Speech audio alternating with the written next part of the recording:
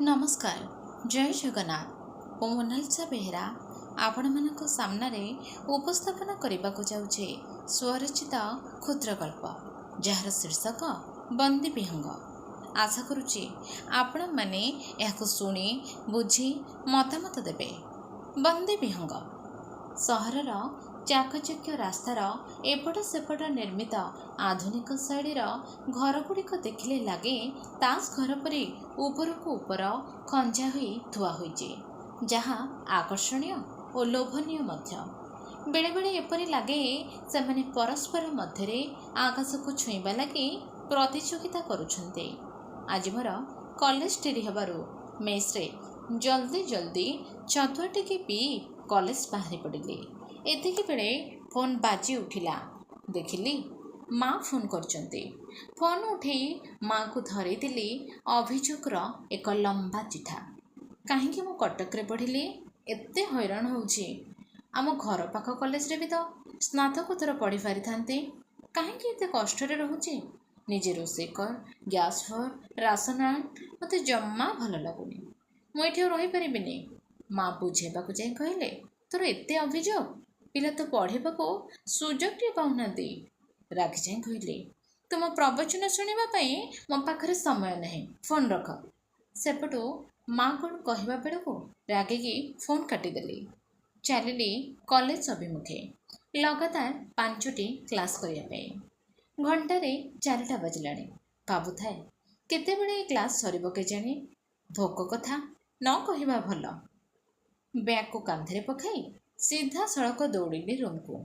ओहो खाइकी रेस्ट नेली। संध्या हेबारू आयुषी फोन कला पाख चंडी मंदिर को जावाई। मु भी भाविली मंदिर जाई बुली आसिले मनटा टिके भल लागिबो। केते आउ रूम रे रहिबे। आकाशर मुक्त पक्षीटी हेबाको किए न चाहे, किंतु एमिति परिस्थिति बेले बेले बाध्य करे बिचारी पक्षीटी को बंदी हेबाको पड़े। आमे दुई सांग मिसी मंदिर आड़े गलु। सेठारे पहुंची चंडीमा पाखरे लंबी चलिली अभाव असुविधार अभियोग। केबे चाकरी करिबी माँ? काहेकि मते आनी एठी पढ़ाइलु? सबुबेले अभाव असुविधा, मु एडजस्ट करि परिबिनी। जदि तुम डाक शुणु भलरे गोटे पूजा करिबी। माँ को एक प्रकारर प्रलोभन कहले चले।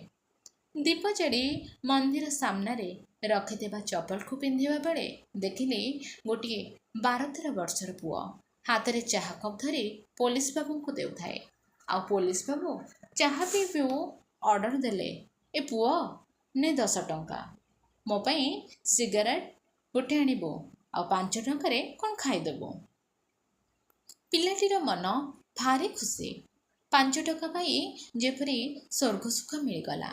निज पाई बिस्कुट, बाबूंग पाई सिगारेट आनी पुलिस बाबू को देला। ए सबु देखी मते आदम भल लागिलानी। से जहाँ भी हो रूम को आसीबा परे भाबिली परदिन सकाळू मंदिर को जाई पिलाटी को देखि आसीबी। परदिन सकाळू सकाळू गाधई पड़ी बाहरिली मंदिर आड़े। आउ आखि बुलाई आनिली पिलाटी भिख मागुथिबा जागाटी को। ताको देखी 10 टंका देली आ पचारिली, पुओ तू पाठ पढ़ुन कि? से कहला, पाठ मोर कौन हेब?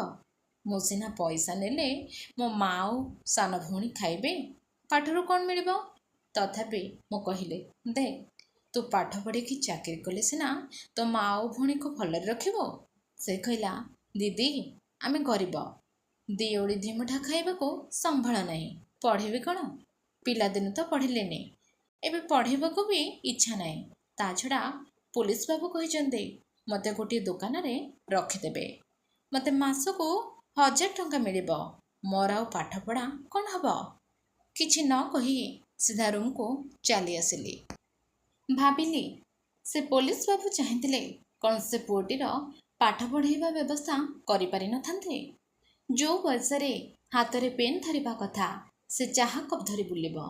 मो भी तो गोटे शिक्षार्थी, घर लोकक उपरे निर्भरशील, ताको कौन बा साहाय्य करि परिबे।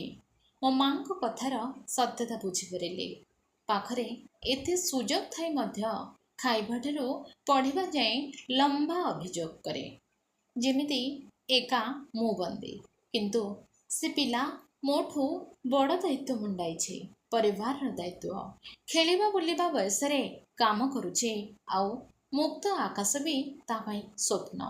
ତା ନିଜର ସ୍ୱାଧୀନତା ତା ପାଇଁ କିଛି ନୁହେଁ। ବାସ୍ତବିକ କେଡ଼େ ବିଚିତ୍ର ଏ ବ୍ରହ୍ମାଣ୍ଡ। କେତେ ବୈଚିତ୍ର୍ୟପୂର୍ଣ୍ଣ ସଂସାରରେ ଜୀବମାନଙ୍କର ବଞ୍ଚିବାର ଢଙ୍ଗ। ଅନେକ ଏ ସଂସାରରେ ଅଛନ୍ତି ଯେଉଁମାନଙ୍କୁ ସାମାନ୍ୟତମ ସୁଯୋଗ ମଧ୍ୟ ପ୍ରାପ୍ତ ହୋଇପାରୁନି। ଅଥଚ ମୋ ପାଖରେ ଅଜସ୍ର ଅଭିଯୋଗର ଫର୍ଦ୍ଦ। ସେଇ ମୁହୂର୍ତ୍ତରୁ ମୋ ଅଭିଯୋଗ ଗୁଡ଼ିକ କେମିତି ଏକ ଆହ୍ଲାଦରେ ଆତ୍ମବିଶ୍ୱାସର ଉଷ୍ମତାରେ ଉଭେଇ ଯାଇଥିଲା। ସୁଯୋଗ ମିଳିବା ବଡ଼ କଥା ନୁହଁ, ବଡ଼ ସୁଯୋଗର ଅପେକ୍ଷା କରିବା ବଡ଼ କଥା ନୁହେଁ। ଛୋଟ ଛୋଟ ସୁଯୋଗ ବି ବଡ଼ ଉପଲକ୍ଷ୍ୟରେ ପରିଣତ କରିବା ହେଉଛି ପ୍ରକୃତ ଜୀବନ। ଧନ୍ୟବାଦ।